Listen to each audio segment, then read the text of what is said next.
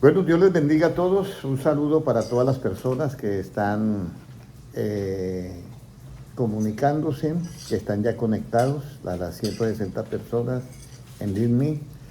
Y a los hermanos que se conectarán en Facebook, Dios les bendiga. Lo mismo a los hermanos que estarán viendo en diferido.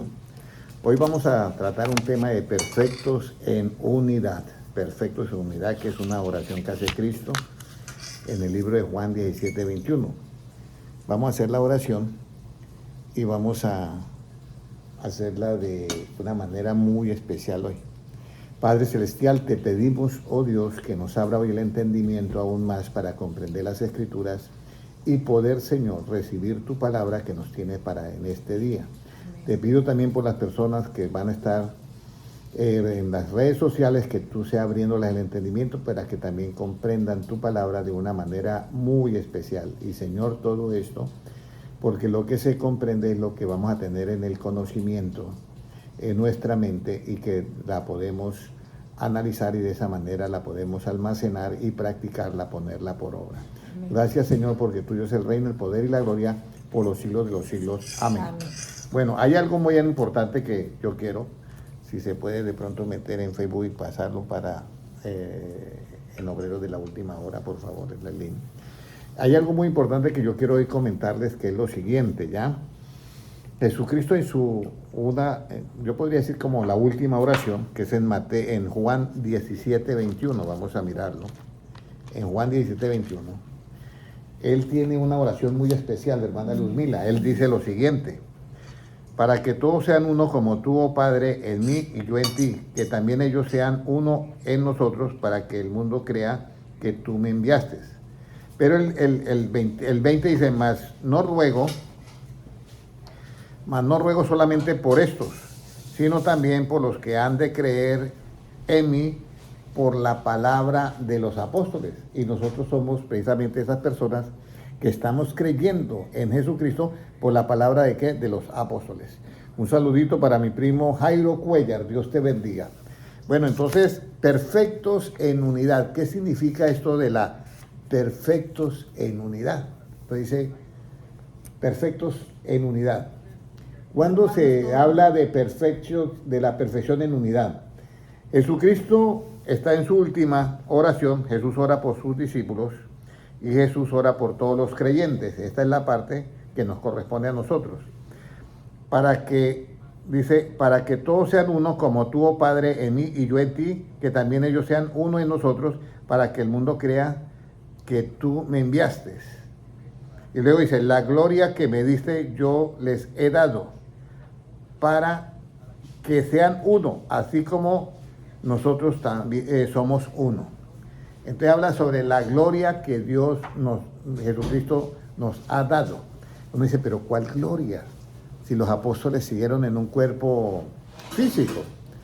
Pero aquí hay algo yo quiero explicar hoy, porque esto es bien importante que tengamos en cuenta, que nosotros, hermanos, tenemos algo muy especial, que es el conocimiento. Entonces, cuando Jesucristo dice esto de perfectos en unidad, ¿cuándo llegamos a ser uno? En Cristo y Él en nosotros, ¿ya? Vamos a ir a Juan, al libro de Juan 14:20. ¿Cuándo conocemos que somos uno en Cristo? Juan 14:20, vamos a mirar. Juan 14:20. Nos dice lo siguiente: En aquel día vosotros conoceréis que yo estoy en mi Padre y vosotros en mí y yo en vosotros. En aquel día. Pero aquí dice, yo estoy en mi Padre y vosotros en mí. Léame el 19, por favor. Todavía un poco y el mundo no me verá más, pero vosotros me veréis, porque yo vivo, vosotros también viviréis. En aquel día, ¿vosotros qué? En aquel día vosotros conoceréis que yo estoy en mi Padre y vosotros en mí y yo en vosotros. Este es en aquel día. Conoceréis que yo estoy en mi Padre y vosotros en mí y yo en vosotros. Esta unidad es muy importante, porque la persona, siempre nosotros nos distinguimos de una manera que todos tenemos una identidad y una personalidad. Entonces es bien importante que tengamos en cuenta esto. Es bien importante que tengamos en cuenta esto porque la palabra, bueno, disculpas, tuvimos un accidente ahí. Entonces es importante que nosotros tengamos en cuenta que la palabra de Dios es fiel y permanece para siempre. Pero tanto nosotros como cuando llegamos a una iglesia, nosotros llegamos con nuestros puntos de vista. Y en ese momento no somos perfectos en unidad, porque ese es el problema. Cada uno llega con su punto de vista y mira las cosas a su manera. Entonces ahí es donde viene el asunto de que uno debe tener mucho cuidado cuando uno comienza a enseñar la Biblia. Por eso enseñar la Biblia no es fácil. Y yo les digo a todos, no es fácil. No. Porque enseñar la Biblia es que nosotros tenemos que hablar como habla quién, como habla Cristo. Y si Cristo, y yo hablo como habla Cristo, yo soy perfecto en unidad. Pero si yo doy mi punto de vista de lo que leo en la Biblia, yo ya dejo de ser perfecto en esa unidad. Y ustedes dirán, ¿y por qué?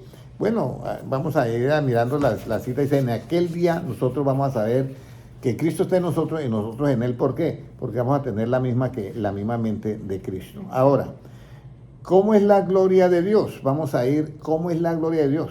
¿Ya? Porque dice que Él nos ha dado, ¿qué? Nos ha dado, ¿qué? Su gloria. Pero ¿cómo es la gloria de Dios? Vamos a ir a Éxodo 33, 18, si lo puede leer la hermana Sandra, por favor. Éxodo 33, 18, sí. ¿Cómo es la gloria de Dios? Y aquí hay un misterio muy grande y yo les quiero explicar esto de la manera como más sencilla que yo pueda y que ustedes me puedan entender, porque hablar de la gloria de Dios, a veces uno dice, va a una iglesia y uno oye que dicen, y el que está dirigiendo, ¿cuántos dicen gloria a Dios? Y dicen gloria a Dios. Y ese es un gloria a Dios relativo en cuanto a una alabanza, porque lo expreso verbalmente.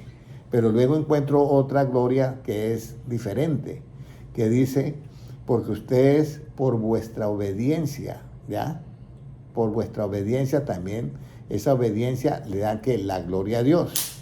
Pero ahorita vamos a mirar una gloria a Dios ya en su esencia, en lo absoluto. ¿Cómo es la gloria de Dios en lo absoluto? Éxodo 33, 18, ¿cómo nos dice? Él entonces dijo, te ruego que me muestres tu gloria. Te ruego que me muestres ¿qué? Tu gloria. Tu gloria. Ahora lea el 19. Y le respondió, yo haré pasar todo mi bien delante de tu rostro y proclamaré el nombre de Jehová delante de ti y tendré misericordia del que tendré misericordia y seré demente para con el que seré clemente. Bueno, la gloria de Dios, aquí, Él le dice también, si puede leer el siguiente versículo, no hay hombre que me vea y que viva. Creo que está en el siguiente. Sí, no, ahí mismo está, ahí mismo en Éxodo 33. Digo, no podrás ver mi rostro porque no me verá hombre y vivirá. Entonces, la gloria de Dios es cuando todo nuestro cuerpo de átomos pasa a un cuerpo de luz. Y eso para muchas personas, el hermano Henry está hablando algo muy raro. No. Albert Einstein pasó la materia a energía. Y él decía lo siguiente, porque eso fue cambiando un electrón en el átomo de uranio, pasándolo a un electrón positivo, vamos a decirlo. Le cambió un electrón negativo y le puso uno positivo. Cuando eso se estabilizó, la materia la pasó a energía. Y él mismo decía, si yo puedo controlar esa energía, he encontrado la vida eterna. Y no estaba equivocado, pero no la podía encontrar, aunque pudiera controlar esa energía, no la había encontrado. Porque Jesucristo nos pasa es a luz. Por eso es que dice Jesucristo, yo soy la luz del mundo. Y esto es bien diferente. Yo quiero que entiendan esto porque esto es muy importante. Yo soy la luz del mundo. Y en Juan 1:4 dice, en él estaba la vida y la vida era la luz ¿de qué? Del mundo. Y ya sabemos que la luz ¿qué es? La enseñanza. Entonces, con la enseñanza de Cristo que yo reciba en mí y la deje como propia para mí, entonces, ¿qué va a suceder? que esa enseñanza me va a identificar y yo voy a ser uno con ¿quién? Con Cristo. Y eso se va a ver en el día del arrebatamiento. Sí, hermana Valentina, hermana Valeria. Es muy importante, eso se va a ver en el día del arrebatamiento. En ese día se va a ver que nosotros, que Cristo está en nosotros y nosotros estamos en Él. Y uno dice, ¿pero por qué? Todo lo que piensa Cristo, yo lo voy a saber. Y todo lo que yo piense, Él lo va a saber. No habrá manera de hablarnos como hacemos acá, que nos comunicamos, porque estamos en lo relativo. En lo absoluto, solamente pensamos y ya estamos pensando y estamos hablando. Y ahí es donde yo quiero que usted se dé cuenta que acá, por eso Dios dice, no hay hombre que a mí vea y viva. viva. En esa gloria, siempre y cuando que nosotros estemos, que nosotros estemos en un cuerpo terrenal. Moisés se va a hablar con Dios. Yo quiero que sepan esto. Moisés se va a hablar con Dios y dura 40 días en el monte Sinaí hablando con él. Cuando él baja, él no sabía que su rostro resplandecía. Estaba lleno de la gloria de Dios. Y entonces su cuerpo había pasado a un poco de luz, vamos a decirlo así. Entonces cuando él baja, como no había, como vamos a decir, un espejo para darse cuenta, entonces todos los israelitas apenas se cubrían porque no lo podían ver, porque era luz. Entonces él se da cuenta de eso y se coloca un velo, ¿ya? Entonces, así como Albert Einstein convirtió la materia en energía, las palabras de Cristo va a convertir nuestro cuerpo ¿en qué? En luz. En luz. Y alguien dirá, ¿pero por qué? Les voy a decir algo.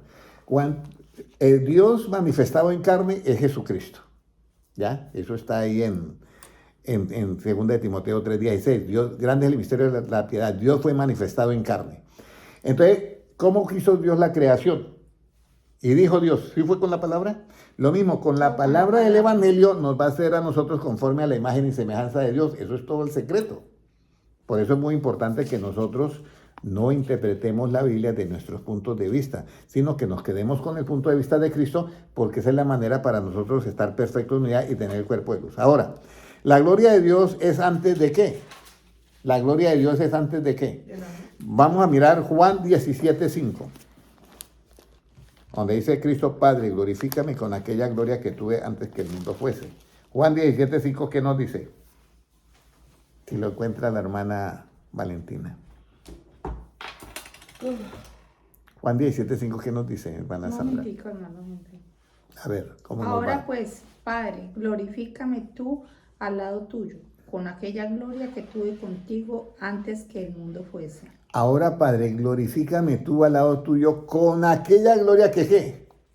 Que tuve contigo antes que ¿qué? Que el mundo fuese. Ujú. O sea que en ese momento Cristo estaba vestido de un cuerpo de ¿qué? De carne. Entonces él extrañaba ese cuerpo antes que él tenía de luz. Él lo extrañaba. Porque recuerde que antes de la fundación del mundo ya él estaba. Cristo ya estaba. Entonces hay una luz que crea. Por eso dice un versículo, en tu luz veremos la luz. Pero cuando Dios dice, sea la luz, está hablando de la luz que física. Y cuando Dios dice en el cuarto día, hágase las lumbreras, está hablando de una luz que es a través del sol, de una fusión, creo que se dice así, fusión nuclear, y de la luna que refleja la luz del sol. Pero cuando se habla de la gloria de Dios, se refiere a una luz, en cambio, con inteligencia, como el ser humano, que va a tener un cuerpo de luz, pero puede hablar, puede todo, y es un cuerpo totalmente celestial, ¿ya? Entonces, el Señor Jesucristo, ¿cómo era la gloria de Dios antes de qué? ¿De que el mundo fuese? Esa era la gloria que tenía Cristo, pero ahorita estaba vestido, en ese momento estaba vestido de carne. ¿Quién cuenta la gloria de Dios? Salmo 19:1. ¿Quién cuenta la gloria de Dios? Contarla. No la cuenta, la gloria de Dios. Salmo Los 19:1. cielos cuentan la gloria de Dios y el firmamento anuncia la obra de sus manos. Los cielos cuentan ¿qué? La gloria. La gloria de Dios. Entonces ahí es donde viene uno. Si en él estaba la luz, y la luz era la vida de los hombres, y la luz es la gloria, entonces la palabra es ¿qué? La enseñanza de la palabra es la gloria de Cristo. Eso lo dice en 2 Corintios 4:4. Vamos a mirar para que se den cuenta cómo es que esto va funcionando dentro de nosotros. Hermano Álvaro Martínez, Dios le bendiga. ¿Cómo va funcionando esto dentro de nosotros? 2 Corintios 4:4.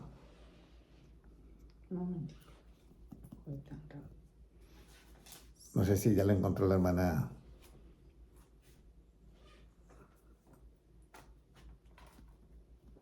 Segunda de Corintios 4:4, ¿cómo nos dice? En los cuales el Dios de este siglo cegó el entendimiento de los incrédulos para que no les resplandezca la luz. Recuerde, hermano Álvaro Martínez, que para que no le resplandezca la luz. ¿Qué es la luz? Según Proverbios 6:23, es la enseñanza. ¿Resplandecer qué es? Que esa enseñanza nos llegue a nosotros. ¿Qué más? Resplandece la luz del Evangelio y de la gloria de Cristo. Ahí está. La luz, la enseñanza del Evangelio ¿de qué? De la gloria de De Cristo. la gloria de Cristo. ¿Y esa gloria de Cristo es cuál? La imagen de Dios. Ahí está. Entonces, lo importante es que nosotros oigamos el Evangelio. Porque es que el Evangelio es la clave para que nosotros se forme ¿qué? La imagen de Dios. Y el Evangelio es de la gloria de Cristo. Esas palabras de Cristo son las que van a hacer el cambio en nuestro cuerpo y lo va a pasar a esa luz que es la gloria de Dios. Ahora, ¿quién es la gloria de su pueblo? Vamos a decirlo así, o ¿qué es la gloria? ¿Quién es la gloria de esa gloria? ¿Quién es? ¿Ya? Entonces vamos a ir al libro de Colosenses 1:11, ¿ya? Pero vamos al primero Salmo 89:17, por favor. Salmo 89:17, sí.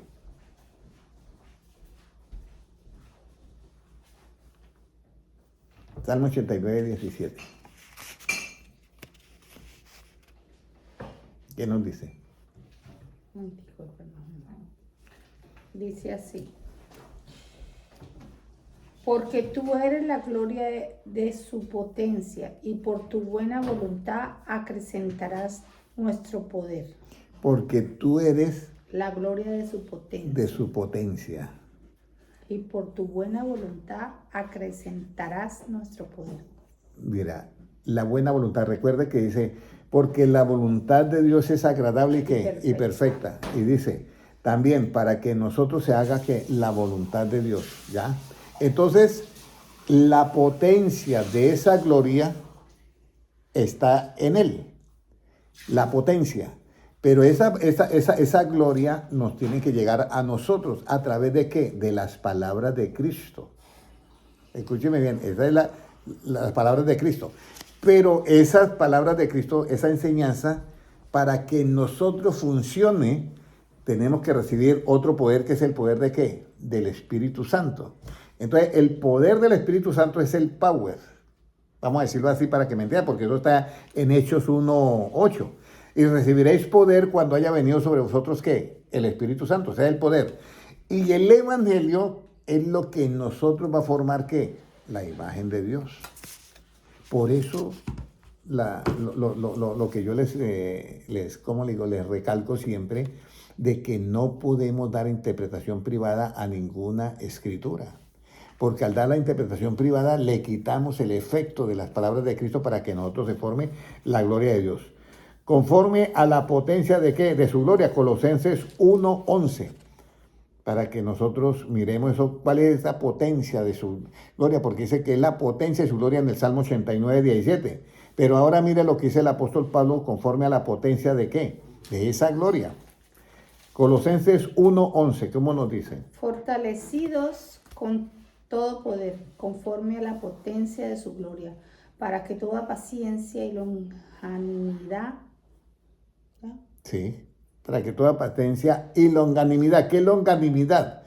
Longanimidad es que sea el momento que usted esté viviendo, hermana Valentina, siempre tenga el mismo ¿qué? Ánimo. Que está en un momento de aflicción, que no pierda el ánimo en las cosas de Dios. Que está en un momento de tribulación, que no pierda ese ánimo. Esa es longanimidad. Pero para tener eso necesitamos ¿qué? Lo que dice anteriormente. Paciencia. Necesitamos la paciencia, pero hay algo más. ¿Qué dice antes? Dice... ¿Fortalecidos en qué? fortalecido en todo poder, ¿Qué más sigue diciendo? conforme a la potencia de su gloria. Exactamente. Entonces, nosotros nos fortalecemos en todo poder conforme a qué? A la potencia de su gloria. Pero ya vimos en 2 Corintios 4:4 que la gloria es esa enseñanza del Evangelio que esa luz del Evangelio es la gloria de ¿quién? De Cristo. Entonces, conforme nos fortalecemos en poder, pero conforme a qué? A la potencia de esa gloria, conforme a la potencia de las palabras de Cristo, que viene a ser ¿qué? La imagen de Dios. De pronto, si me están comprendiendo, hermana Valentina me está comprendiendo un poquitico. ¿Sí? ¿Seguro? Bueno, vuelvo y le explico para que ustedes me entiendan. La parte clave es esto. Tenemos un poder que recibir, que es el poder de ¿qué? Del Espíritu Santo. Ese poder es el que nos pone a nosotros que podamos practicar ¿qué? El Evangelio. Pero el Evangelio tiene otro poder, ¿ya? Entonces, con el Evangelio es que yo me fortalezco con ese poder del Evangelio. Pero ese poder del Evangelio es conforme a la potencia de ¿qué? De esa gloria que está oculta en las palabras de Cristo. Entonces, cuando yo estoy lleno de las palabras de Cristo, hay un milagro que está ahí ya hecho en potencia, pero no va a salir. Por eso es que Jesucristo dice, en aquel día ustedes van a saber que el Padre está en mí, yo estoy en vosotros y vosotros en mí, porque vamos a tener la misma gloria de Cristo. O sea, vamos a tener la misma luz en nuestro cuerpo. Todos nuestros átomos van a pasar a un cuerpo de luz. Si alguien dice que no es Dios, pasó la materia a energía, que es un destello de potencia, ¿cuánto más las palabras de Cristo no pueden pasar este cuerpo a luz?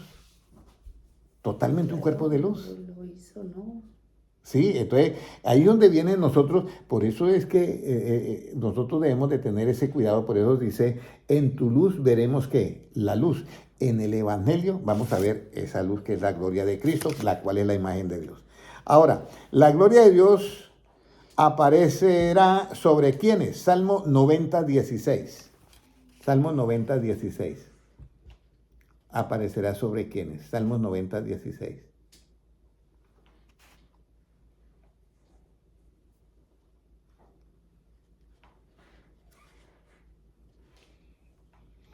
¿90:16? 90:16, sí, hermano Álvaro. Salmos Aparezca. 90:16, sí.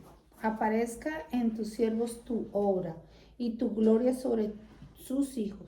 Ahí está. Entonces, aparezca ¿qué? En tus siervos tu obra Tu obra. Y en tus hijos ¿qué? La gloria. y tu gloria sobre sus hijos. Ahí está. Aquí es donde viene algo. Cuando una persona es hijo de alguien, cuando esa persona lo engendra, ¿ya? Puede tener un padre, pero es adoptivo. Pero realmente cuando lo engendra. Ahora, ¿con qué Dios nos engendra para que seamos hijos de Él? ¿Se acuerdan de ese versículo, hermana Luzmila? ¿Con qué Dios, con qué Jesucristo nos engendra? Hermana Valentina, ¿se acuerda de ese versículo? Una rama. ¿Con qué nos engendra Dios para que seamos hijos de Él? Porque dice que la gloria aparecerá sobre sus hijos. Pero sabemos que las palabras de Cristo son ¿qué? Luz. Y las palabras del Evangelio es ¿qué? La gloria de Cristo. Entonces, ¿cómo va a aparecer en nosotros? Porque va a aparecer eso en los hijos. Pero ¿cómo nos engendra Dios para que seamos hijos? Primera de Corintios 4:15. Primera de Corintios 4:15. Primera de Corintios 4:15. ¿Qué nos dice?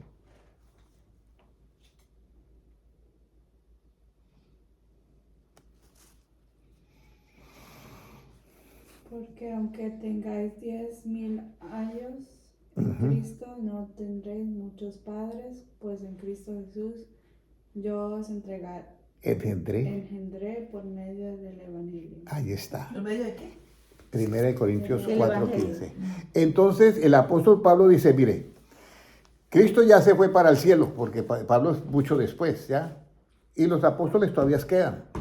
Pero dice, pero hay una manera como engendra a Dios. Aunque tengan 10.000 años, ¿qué son Ayos, ayos? sí, es que son ayos. Ayos, ¿qué son ayos? Ayos es personas que le están indicando, como decir babysitters, que nos cuidan. Aunque tengamos 10,000 cuidadores que nos están cuidando, ya no tendremos ¿qué? Muchos padres. ¿Y por qué no vamos a tener muchos padres? Y Pablo dice, porque en Cristo Jesús, dice, yo os engendré por medio de ¿qué? Del Evangelio. Pero realmente el Evangelio es el que nos engendra a nosotros, porque produce la imagen de ¿quién? De Dios. Entonces el Evangelio nos engendra y nos hace conforme a la imagen de Dios. Y al engendrarnos el Evangelio, nosotros llegamos a ser ¿qué? Hijos de Dios. Y sobre los hijos de Dios aparecerá ¿qué? La gloria. Pero es por el mismo Evangelio. Entonces ahora vamos a mirar, eso fue la gloria de Dios aparecerá sobre ¿quiénes? Sobre los hijos. ¿Cuál es la gloria de Dios y cuál la honra del rey? ¿Cuál es la gloria de Dios? Proverbios 25, 2.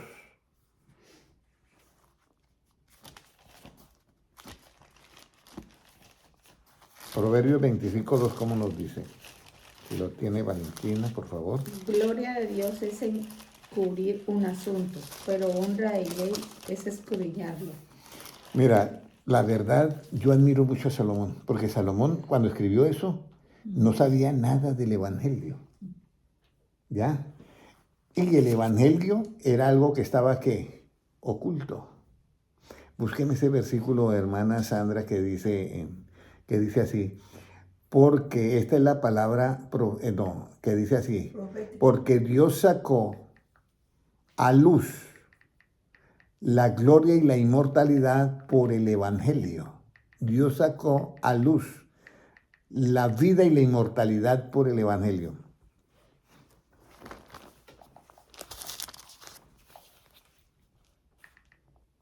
Porque muchos piensan, hermana Valentina, que las palabras de Cristo son palabras. Simplemente no. Las palabras de Cristo es un programa tan que tiene vida en sí mismo. Por eso Cristo dijo, mis palabras son espíritu y son vida. Pero si nosotros damos nuestros puntos de vista, pues comenzamos a dañar todo esto. Hermana Patricia Durán, Dios te bendiga. Amén. Entonces, las palabras de Cristo sacó a luz la vida y la inmortalidad. ¿Lo encontraste? Porque Dios sacó la luz de la gloria y fortalidad. Segunda de Timoteo 1:10. ¿no? Creo, ese es, sí, señora. Segunda de Timoteo 1:10, ese es. Mire lo que dice aquí. ¿Uno qué? 1:10. Pero que ahora ha sido manifestado por la aparición de nuestro Salvador Jesucristo. ¿Qué ha sido manifestado? Dice, la muerte, porque ha sido por el Salvador Jesucristo, Pero el ahora- cual quitó la muerte y sacó a luz la vida y la inmortalidad. ¿Por qué? El Evangelio. Entonces se da cuenta las palabras de Cristo. Ese es el Evangelio. Todo lo que en algunas Biblias usted vaya a leer y está en tinta roja, eso es lo que dijo Cristo. Eso es lo que debemos de predicar, porque eso es lo que Cristo dijo. Ir por todo el mundo y predicar, ¿qué? El Evangelio. Por el Evangelio, Él sacó a luz, ¿qué? La vida y ¿qué más? Y la inmortalidad. Pero nadie se da cuenta de eso. Incluso hay personas que están ahorita predicando del Antiguo Testamento. Están predicando sobre Sansón y Dalila. Predicar de Sansón y Dalila no saca a luz la vida y la inmortalidad. Predicar sobre que David danzaba, eso no saca a luz la vida y la inmortalidad. Predicar el diluvio no saca a luz. Predicar toda la historia de Israel no saca a luz la vida y la inmortalidad. Lo que saca a luz la vida y la inmortalidad, ahí lo dice. Quitó la muerte, dice, voy a leerlo nuevamente, pero que ahora ha sido manifestada por la aparición de nuestro Salvador Jesucristo, el cual quitó, Cristo, quitó la muerte porque Él resucitó y sacó a luz la vida y la inmortalidad. ¿Por qué? Por el Evangelio. Por el Evangelio. Entonces, la importancia.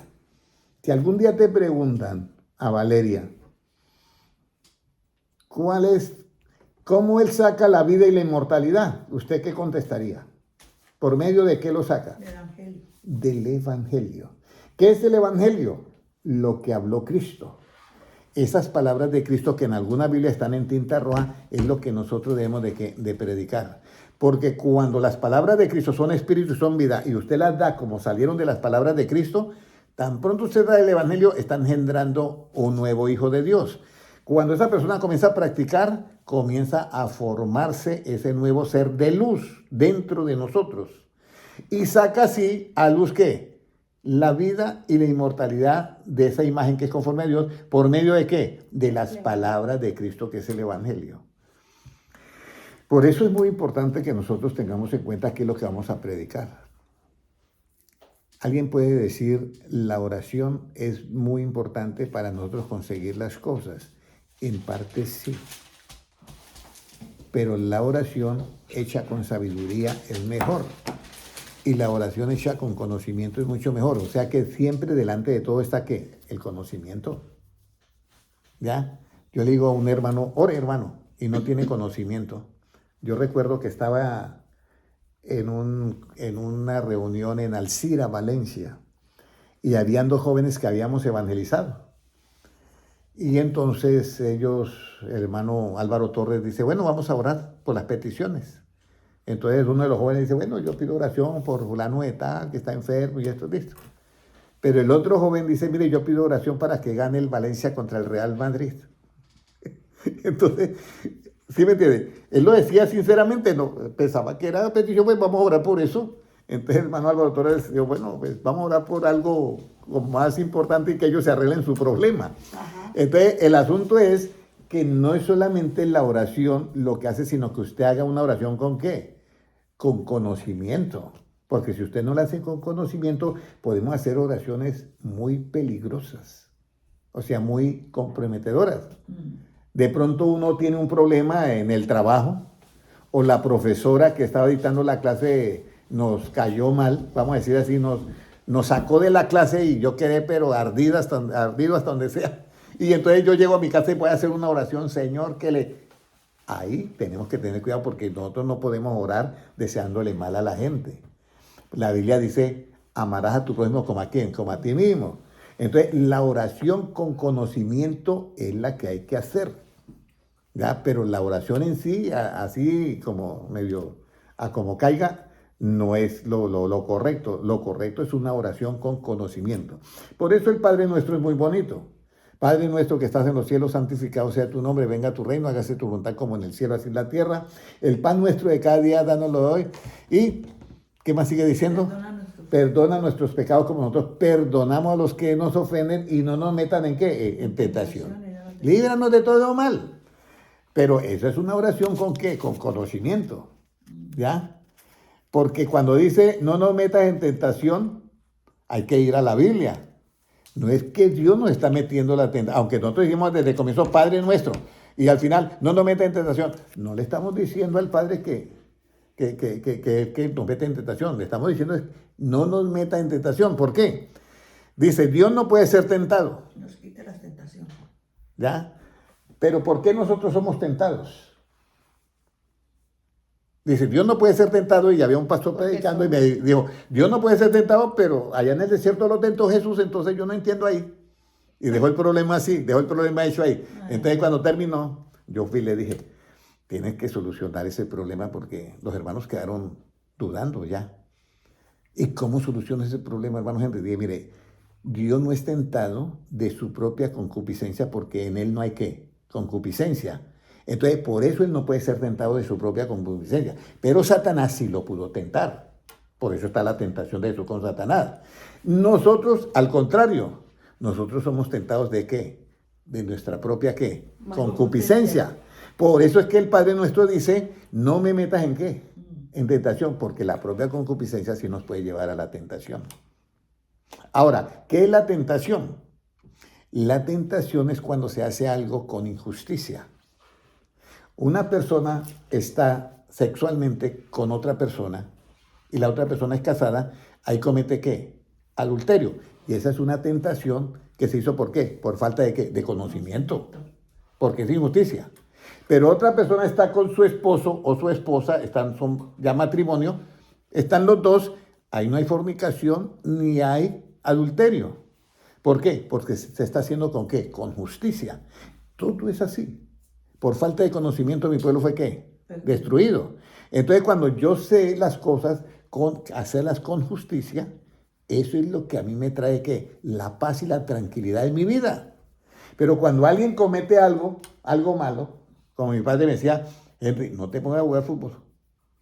y había un corredor muy bonito con unas matas enredaderas y unas flores hermosas y una chorrera de materas por cada lado. Y Henry no vaya a jugar fútbol. Y se iban mis padres y yo sacaba de una vez el balón a jugar. Rompía siempre una matera. Y entonces yo, ¿qué hacía? Ocultaba toda, barría bien y distribuía otra vez las materas bien y la otro la metía en la otra, pero yo me... Y cuando llegaba mi padre, yo, todo está bien, Henry, sí, todo está bien. Pero eso que yo había hecho, lo había hecho ¿con qué? Con injusticia. Y al haber hecho yo con injusticia, ¿cómo cree que era mi paz? ¿Usted cree que yo estaría tranquilo, Valeria? Y yo estaba, y cuando de pronto, Henry, me descubrió. ¿Qué pasó? No.